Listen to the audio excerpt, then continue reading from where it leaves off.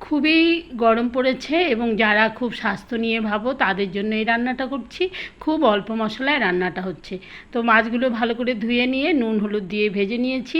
তারপরে আমি সেই তেলের মধ্যে হাফ পেঁয়াজ দিয়েছি, হাফ চামচ পাঁচফোড়ন দিয়ে বা সব ভাজা হয়ে গেলে একটা সুন্দর গন্ধ বেরোলে কেটে রাখা লাউ এবং আলু দিয়ে দিয়েছি, কয়েকটা চেরা কাঁচা লঙ্কা দিয়েছি এবং পরিমাণ মতো নুন দিয়ে ঢেকে নিয়েছি 5 মিনিটের মতো মিডিয়াম টু লো ফ্লেম।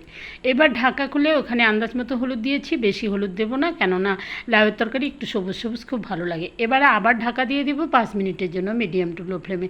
দেখো অনেকটাই লাউ মজে এসেছে এবং অনেকটা জলও ছেড়েছে। এবার অনেকটা সেদ্ধ হয়ে গেছে, তো ভাজা মাছগুলো আমি এখানে দিয়ে দিচ্ছি।